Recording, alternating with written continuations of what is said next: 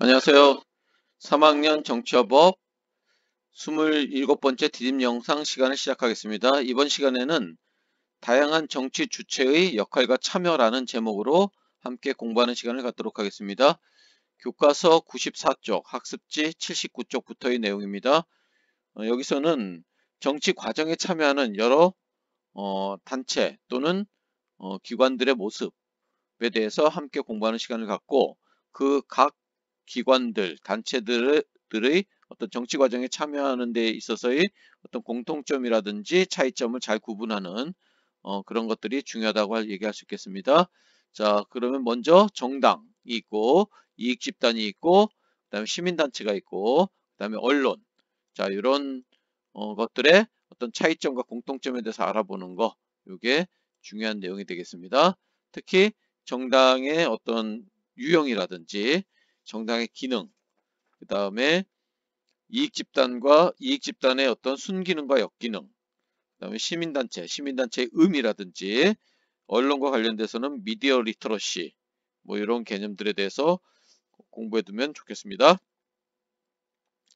자, 정당과 시민 참여에 대해서 공부하도록 할게요. 정당의 의의와 중요성 했는데 정당은 자, 어떤 의미를 갖고 있을까요? 공통의 정치적 견해를 가진 사람들이 자발적으로 모여 자, 목표가 뭘까요? 정당의 목표는 그쵸, 바로 정치 권력을 획득하는 것을 목표로 하는 것입니다. 정치 권력을 획득하는 것을 목표로 한다. 자, 이렇게 얘기할 수 있고 그 다음에 현대 정치에서는 모와 모를 연결하는 가장 중요한 정치 조직으로 성장했다. 그쵸, 바로 정부와 국민, 시민 간의 연결하는 그런 중요한 통로로서의 역할을 한다. 등장 배경을 보면 19세기 이후 대의제가 발달함에 따라서 대의제가 보통선거가 확대되고 그거에 따른 대의제가 발달하면서 후보자와 유권자 사이의 의사소통과 지지자의 조직화 필요성이 높아지면서 발달하게 되었습니다. 그래서 특징을 보면 정권 획득을 목적으로 선거에서 후보를 공천하게 되죠. 후보를 공천한다. 정권 획득을 통해 목적으로 후보를 공천한다. 뭐 대통령 선거라든지 국회의원 선거라든지 아니면 지방선거에서 후보를 공천함으로써 어떤 정권 획득을 목적으로 하는 것, 그것이 정당의 특징이 되겠고, 그 다음에 공익을 추구한다는 점, 이게 사익을 추구하는, 개인의 이익을 추구하는 이익 집단과는 다른 점이라고 볼 수 있겠죠. 그래서 공익을 추구하기 때문에 국민, 시민들의 편에 서서 시민들을 위한 어떤 정책을 많이 만들고 그래서 지지를 얻어서 선거에서 이겨서 정권을 획득하는 거, 이게 바로 정당의 어떤 특징이다. 이렇게 얘기할 수 있겠네요. 그 다음에 정부의 정책 결정에 영향력을 행사한다. 이렇게 얘기할 수 있고 선거에서 그래서 좋은 공약을 제시해서 국민들의 마음을 얻어야 되겠죠. 그래야지 선거에서 이기니까 자신들의 행위에 대해 정치적 책임을 진다는 거, 이런 점들이 다른 것들과는 좀 다른 것이라고 얘기할 수 있겠네요. 자, 그래서 정당의 기능을 보면은 정치적 충원 기능을 한다. 정치적 충원 기능을 한다. 그래서 각종 공직 선거에 후보자를 추천하고 대표자를 배출하고 정치 지도자를 육성해서 이런 어떤 정치적으로 어, 일할 수 있는 그런 인력들을 충원하는 역할을 바로 이 정당이 한다라고 얘기할 수 있겠네요. 그래서 그 정책 충원과 관련돼서 이 공천이라는 개념이 있죠. 정당이 대통령 선거나 국회의원 선거에 출마할 후보자를 추천하는 일, 이걸 공천이라고 하죠. 이런 공천을 통해서 정치적 충원의 역할을 한다. 이렇게 볼 수도 있겠네요. 그 다음에 의회 정치의 운영 했는데 의회 내에서 그들의 정치적 견해가 실현될 수 있도록 영향력을 행사한다. 그 다음에 여론을 형성하고 조직화하는 역할도 정당이 하는 거죠. 국민의 의견을 수렴하고 이를 조직화해 정부에 전달하는 역할도 한다. 그리고 각종 강연회, 토론회, 대중집회 등을 통해 정치에 대한 국민의 지식과 관심을 증진시킨다. 이게 어떤 개념일까요? 국민들이 정치에 관심을 갖도록 뭔가 교육도 시키고 그다음에 뭐 흥미를 유발시키고 이런 역할을 해야 된다는 거죠. 그거를 바로 정치 사회화라는 개념으로 씁니다. 정치 사회화의 기능도 한다. 그 다음에 당정협의회 등을 통해 정부와 의회를 연결함으로써 양자 간의 매개 역할을 수행한다. 그 다음에 정부를 감시하는 역할도 한다. 이게 바로 정당의 기능이라고 볼 수 있겠네요. 그 다음에 정당 제도의 유형했는데, 자, 일당제, 그 다음에 다당제, 뭐 이렇게 양당제 이렇게 나누는데, 여기서는 뭐를 통해서 나누는 거냐면은 정권 획득이 가능한 정당수로 구분하는 것입니다. 정권 획득이 가능한 그러니까 아무리 정당 숫자가 많아도 실제로 정권을 획득할 수 있는 정당이 하나밖에 없으면은 그 나라는 일당제라고 얘기할 수 있겠죠. 그래서 정권 획득이 가능한 정당수를 구분한다는 걸 꼭 기억해 주시기 바랍니다. 그래서 일당제는 정당이 하나만 존재하거나 정권 획득 가능성이 있는 정당이 하나만 있는 거. 이게 일당제가 되겠죠. 자, 문제점을 보면 민주적인 정권 교체가 불가능하고 독재의 가능성이 높다. 이렇게 얘기할 수 있겠네요. 자, 그리고 국민의 다양한 의사 반영이 곤란하다. 그래서 민주주의 원리에 어긋난다. 이렇게 얘기할 수 있겠습니다. 나치 정권하의 독일, 그다음에 프랑코 정권하의 에스파냐, 북한의 노동당, 일당 독재 이런 것들이 바로 일당제의 모습이라고 볼 수 있겠네요. 그 다음에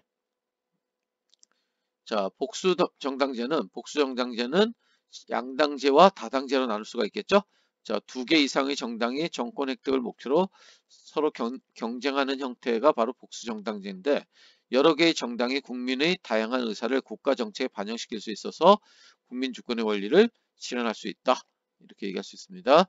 정당이 3개 이상 존재하더라도 오랜 기간 2개의 정당이 번갈아 가면서 정권을 잡아왔거나 국민의 지지가 2개의 정당에 집중되어 있으면은 양당제라고 볼 수 있다는 거. 정권 획득이 가능한 그러한 정당의 숫자로 우리가 개념을 파악한다는 걸 기억하면 되겠네요. 그 다음에 그래서 양당제와 다당제 이렇게 나누는데 양당제와 다당제의 장점과 단점 이렇게 있습니다. 정권 교체가 가능한 두 정당이 존재하는 거고 그 다음에 다당제는 경쟁할 수 있는 정당이 3개 이상 존재하는 거. 그래서 양당제는 전국이 안정되고 강력한 정책 추진이 가능하고 정책 책임 소재가 명확하다는 거. 그 다음에 유권자의 정당 선택이 용이하다는 쉽다는 거. 자, 미국 같은 경우가 대표적인 경우라고 볼 수 있겠죠. 미국의 공화당과 민주당 두 당이 뚜렷하죠. 정권 교체가 이 두 당에 의해서만 이루어지고 있죠. 그러다 보니까 다양한 국민의 뜻을 반영하기가 쉽지 않다는 거. 다수당의 횡포로 소수 이익이 무시된다는 거. 양당 간 대립 시 중재가 어렵다는 거. 유권자의 정당 선택의 범위가 좁다라는 문제점도 있네요. 다당제는 다양한 의견이 반영되고 소수의 이익이 보호되고 정당 간 대립 시 중재가 쉽고 유권자의 정당 선택 범위가 넓다라는 그런 장점은 있지만은 군소 정당이 난립함으로써 전국이 불안정해질 수 있다는 점, 강력한 정책 수행이 곤란하다는 점, 그다음에 정치적 책임 소재가 분명하지 않다는 그런 측면이 단점이라고 볼 수 있습니다. 그래서 좀 더 알아보기 첫 번째 거 보면은 우리나라 헌법과 복수정당제 이렇게 되는데 우리나라 헌법은 정당이 국민의 다양한 의사를 반영할 수 있도록 복수정당제를 보장하고 있다라는 거. 이게 바로 국민주권주의 또는 뭐라고 얘기했죠? 자유민주주의의 어떤 특징이다. 이 복수정당제는 그렇게 얘기했었습니다. 자, 그 다음에 정당을 통한 시민의 정치 참여했는데 정당을 통한 정치 참여 방법으로는 정당이 직접 가입하여 당원으로서의 권리와 의무를 행사하거나 정당이 주최하는 행사나 집회 참여 또는 정당 정치인과 다양한 경로로 접촉하는 방법, 정당의 선거 운동에 참여하는 방법 이런 것들이 있고 오늘날 정당의 문제점과 해결 방법을 보면 문제점은 소수의 당 지도층이 정당의 의사결정을 좌지우지하는 경우가 많죠. 특정 인물이나 지역을 중심으로 이합집산, 모였다 흩어졌다를 반복하는 그런 성향이 있습니다. 그래서 해결 방법으로는 당내 민주주의를 실현하고 그 다음에 정책 중심의 정당, 정책 정당이라고 우리가 얘기하죠. 정책 중심의 정당으로 변화해야 된다. 그래서 하향식, 위에서부터 아래로의 하향식이 아니라 아래서부터 위로의 상향식 의사결정 구조가 중요하다 라는 얘기를 할 수 있겠네요. 자, 다음으로 자, 두 번째 이익 집단과 시민 참여에 대해서 공부하도록 하겠습니다. 자, 이익 집단은 이해관계를 같이 하는 사람들이 공동의 특수이익을 실현하기 위해 정책 결정 과정에 영향력을 행사하기 위한 목적으로 결성한 집단이고, 우리가 압력단체라고도 하죠. 압력단체. 뭐 예를 들면은 대한의사회, 대한약사회 또는 각종 노동조합, 이런 것들이 대표적인 이익집단이라고 볼 수 있겠네요. 이익집단의 등장 배경을 보면 이해관계가 다양화되면서 현대사회가 다원화되고 전문화되고 이런 다양한 이해관계가 발생하면서 이런 이익집단이 더 많아졌다, 이렇게 얘기할 수 있겠네요. 그리고 지역대표제의 한계했는데 지역대표자를 통한 다양한 직업적 이익의 반영이 어려워졌다. 그래서 이런 이익집단들이 많이 만들어졌다. 정당 정치에 한계했는데 정당이 과두제화되면서, 과두제화라는 것은 그 소수의 어떤 우두머리, 소수의, 과자는 여기서 소수라는 의미고 두자는 우두머리를 의미하는 거죠. 몇몇 어떤 정당 지도자들에 의해서 정당이 운영되는 그런 행태, 그리고 관료제화로 정당의 여론 수렴 기능이 약화됐죠. 그리고 행정국가화 현상에 따라서 행정부를 견제하고 통제할 필요성이 증대되었다. 자, 이런 문제 때문에 자, 이익 집단이 등장하게 되었다라고 얘기할 수 있겠네요. 자, 나머지 내용은 다음 시간에 하도록 하겠습니다. 수고했습니다.